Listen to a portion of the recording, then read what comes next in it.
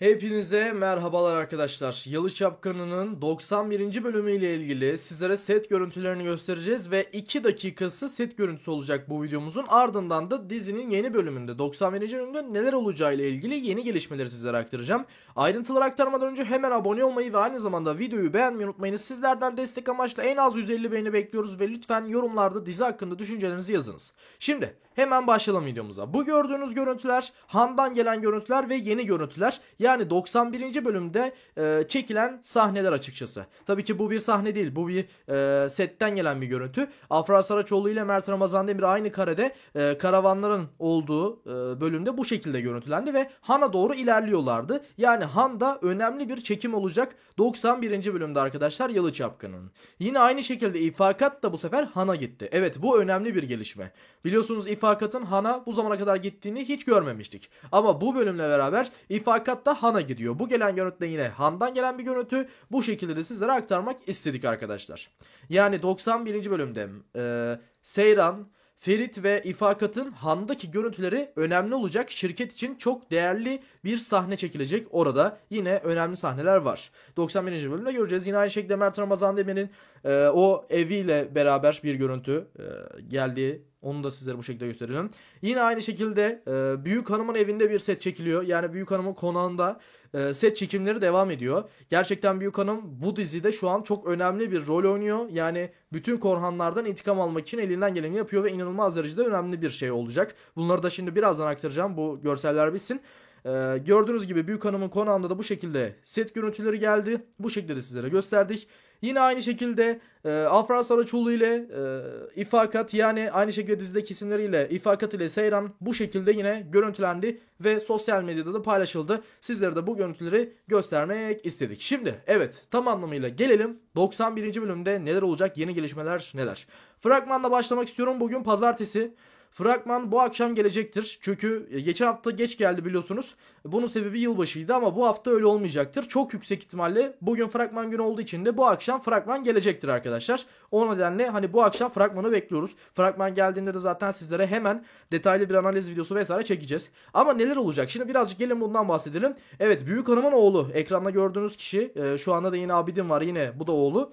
Bu ikili Korhanlar'da elinden gelen her şeyi yapacak Korhanları bitirmek için ve Korhanların özellikle canını acıtmak için elinden gelen her şeyi yapacak açıkçası. Şimdi çok önemli sahneler olacak. Zaten İfakat'ın sahnesi ciddi anlamda bir tepki toplamıştı. Şimdi hemen konumuza geçersek Suna ile birazcık Ferit'ten bahsetmek istiyorum. Sonra da diğer konulara geçeceğim. En çok merak edilen konu bu çünkü. Arkadaşlar Suna ile Ferit konusuna gelirsek açıkçası şunu söyleyeyim ben sizlere. Sizlere ne söylediysek çıktı.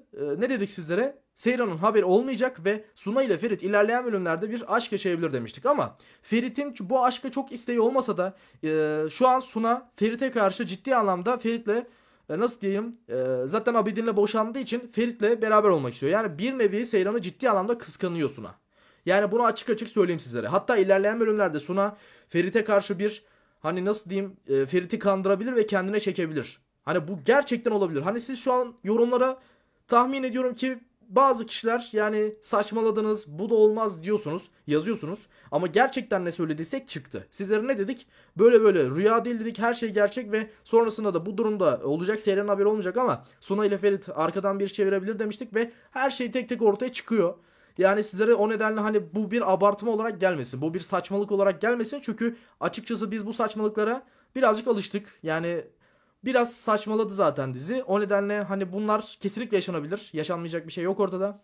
Tekrar konumuza geri dönersek Suna ilerleyen bölümlerde Ferit'i nasıl diyeyim sizlere, kendine çekebilir. Yani Ferit'e kendine çekmesiyle beraber tabii ki Ferit de Seyran'dan soğuyabilir ve bu ikili gizli bir aşk yaşayabilir arkadaşlar. İhtimal var. Zaten şu an fark ettiyseniz Suna Ferit'in peşini bırakmıyor.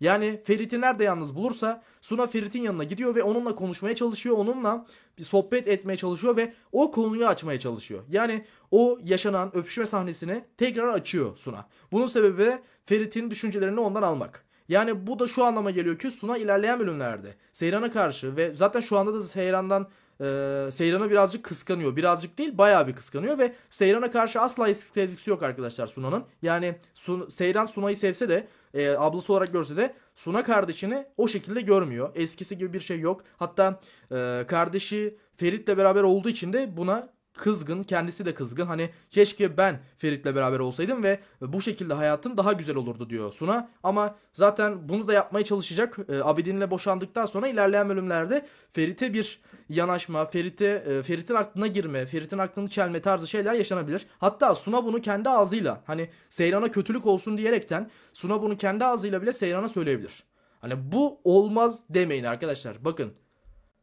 Yani birçok şey olduğu için hani Suna'nın böyle bir şey yapmayacağını kesinlikle düşünmeyin. Suna böyle bir şey yapabilir. Yani bu ihtimaller arasında yüksek bir ihtimal olarak da yer alıyor.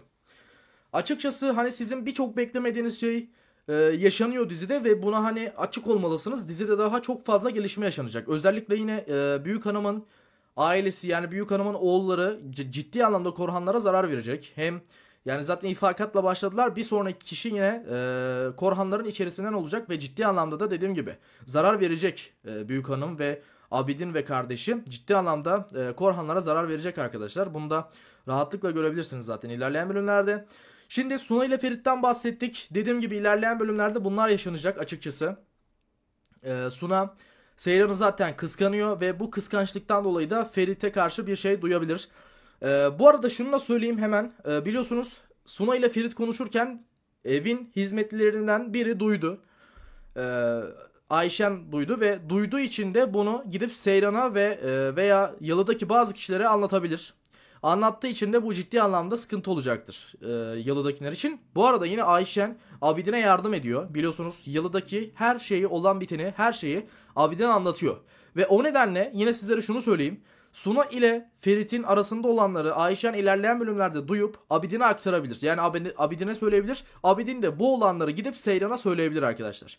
Bunu da inanılmaz derecede göreceksiniz ilerleyen bölümlerde. Yani bu durum bu şekilde ortaya çıkacak. Suna ile Ferit'in arasında yaşananlar, o öpüşme sahnesi, öpüşme durumları vesaire, bunlar öyle kenarda kalmayacak. Bunlar nasıl ortaya çıkacak? Ayşen dediğim gibi bunları duyacak, ardından Abidin'e aktarabilir. Abidin de bunu gelip Yalı'dakilere veya özellikle Seyran'a söyleyebilir arkadaşlar. Ve bu şekilde bunlar da ortaya çıkmış olacak. Kazım Ağa yine özellikle ciddi anlamda bir tehlike. Neden tehlike? Çünkü Kazım Ağa biliyorsunuz şu an Korhanlara bir ihanet ediyor ve Korhanlarla aynı evde yaşıyor. Ve tabii ki bu durumdan çıkmak istese de, Büyük Hanım'ın yanından ayrılmak istese de ayrılamıyor. Ve böyle bir şey olduğu için de Kazım Ağa şu an çok fazla ortada ve ilerleyen bölümlerde kendini, yakasını ele verip Korhanlara ihanet ettiği ortaya çıkacak. Ve ardından Yalı'dan vesaire kovulacak. Yani Kazım Ağa birazcık düşman olacak Korhanlara ve Korhanlarla arası hiç iyi olmayacak arkadaşlar bu süreçte. Evet, durumlar bu şekilde. Yeni gelişmeler elbette yaşanacak. Özellikle bu akşam fragman gelsin. Sizlere daha detaylı güzel bir video hazırlayacağız. Bizleri takip edin çünkü sizlere özel ve güzel bilgiler veriyoruz. Kendinize çok iyi bakın. Sağlıcakla kalın. Videoyu da beğenmeyi unutmayınız. Görüşmek üzere.